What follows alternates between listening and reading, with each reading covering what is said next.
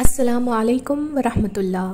معزز ناظرین و سامعین، نو کے قلم کے اس آڈیو پوڈ کاسٹ میں آپ کا استقبال ہے۔ آج ایک افسانہ بعنوان آہ قافلے لٹ گئے سماعت فرمائیں۔ افسانہ نگار خان مبشرہ فردوس، آواز ڈاکٹر نکھت عروج۔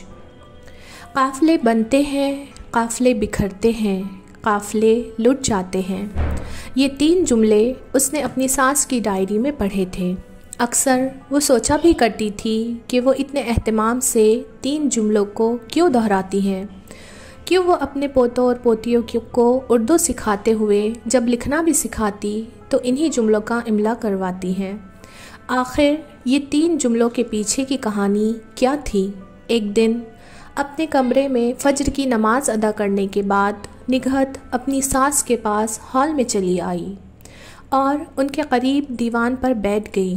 ساس کی نماز ختم نہیں ہوئی تھی، وہ ابھی قاعدے میں تھی۔ نگہت نے پاندان کو قریب لیا تاکہ ترتیب درست کر کے پان کی گلوری بنا کر خازدان میں رکھ دے۔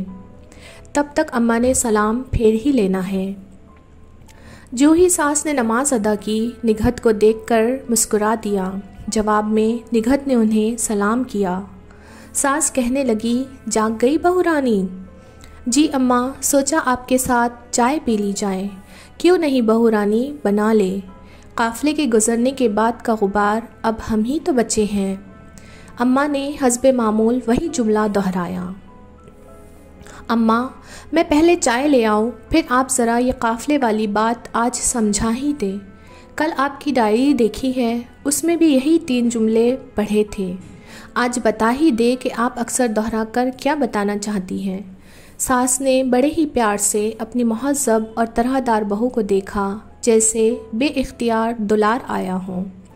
اپنے 4 بیٹوں اور ان کی بیویوں اور اپنی 2 بیٹیوں میں وہ نگہت ہی سے اسلامی روایات کی بقا کے لیے پر امید تھی، کیونکہ شوہر کے انتقال کے بعد جب سے با اختیار ہوئی تب سے اسی بہو کو مادہ پرستی اور حسن پرستی سے پرے دینی فکر، اسلامی روایات کی پاسداری کو معیار بنا کر بیاہ لائی تھی۔ کیونکہ دوسری بہوؤں کے انتخاب پر وہ اختیار نہیں رکھتی تھی، اس لیے وہ اس بہو سے کھل کر بات بھی کر لیا کرتی تھی، ورنہ تربیت میں خاص خیال رکھنے کے باوجود وہ خود کو بکھرے قافلے کا امیر سمجھنے لگی تھی۔ جب بھی وہ اپنے بچوں کی دین بیزاری پر کرتی، اپنی تربیت میں کمی کھوجتی رہتی تھی۔ نگہت چائے لے آئی اور ساس کے پاس پرسکون ہو کر بیٹھ گئی، ایسے جیسے دنیا جہان کی بے فکری ہو، اور ہمہ تنگوش ساس کی بات سن کر ہی دم لے گی۔ بیٹا، ہم 10 بہن بھائی رہے ہیں، بچپن میں ساتھ کھیلتے، ساتھ استاد کی آمد پر تعلیم حاصل کرتے، ساتھ نماز ادا کرتے، سب مل کر ایک دسترخوان پر کھانا کھاتے۔ میں بچپن میں اکثر سوچا کرتی تھی ہم ایک قافلے جیسے ہیں، اور اس وقت کا ماحول بھی کچھ یوں تھا کہ اتحاد و اتفاق کی نصیحت بھی ایک لکڑی کے آسانی سے توڑ کر اور کئی لکڑیاں نہ توڑنے والی کہانیاں سنا کر کی جاتی تھی۔ کبوتر کے جال لے اڑنے والی کہانیاں سنا کر اتفاق کا درس ملتا تھا، اور نماز کی صف بنوا کر بنیان مرصوص کا کہ تم ایک سیسا پلائی دیوار ہو۔ صف ٹیڑھی ہوتی تو اماں ڈانٹ دیا کرتی کہ دلوں میں تفرقہ ہوگا، ٹیڑھ نہ رکھو۔ میرے کارواں ہمارے والدین تھے، جن کی زندگی میں ہر حرکت و عمل کا محور بچوں کی تربیت تھا۔ پھر ہم سب شادی کے بعد بکھر گئے، جیسے کہ قانون فطرت بھی ہے۔ ہم میں سے ہر فرد اپنے الگ الگ قافلے کا میر کارواں ٹھہرا۔ میر کارواں کی گرفت کمزور ہوئی۔ پیادہ رو کارواں اب تیز رفتار گاڑیوں میں سوار ہو کر دوڑنے لگے۔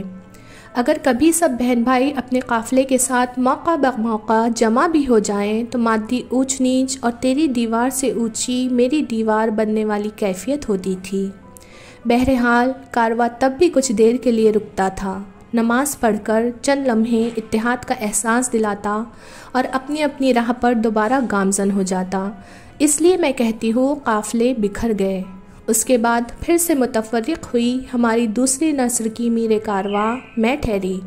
اب قافلہ مختصر تھا، اب کوئی کھانے پر بھی جمع نہیں ہوتا تھا، کھیل بھی سب اپنے اپنے کھلونوں سے بند کمروں میں کھیلتے۔ رات دیر گئے تک سب کمروں سے ٹی وی دیکھتے رہنے کی آوازیں میرے کان تک پہنچتی ہے تو میں آہ بھر کر کہتی ہوں، قافلے لٹ گئے، میرے کارواں تنہا آخر کب تک اس لٹے قافلے کے غبار میں چل سکتے ہیں۔ یہاں اب صبح صرف آپ اور ہم فجر میں جاگ کر اپنے اپنے روم میں نماز ادا کر لیتے ہیں۔ تب مجھ کو اس قافلے کے لٹ جانے کا احساس شدت سے ہونے لگتا ہے۔ آپ کا میرا صبح ایک جگہ جمع ہونا قافلے کے لٹ جانے کے بعد کا غبار ہی تو ہے جو اپنے وقت کے ساتھ مٹ جائے گا، پھر نام رہے گا نہ نشان باقی رہے گا۔ کون ہے جو اب وہی بچپن کی طرح قافلے کو جوڑے رکھے گا، دوبارہ سے ترتیب دے گا؟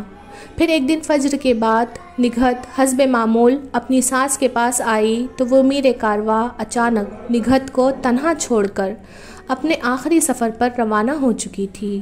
ساس کی ساکت و جامد سرد لاش کے پاس سارا قافلہ ایک بارگی پھر جمع ہوا۔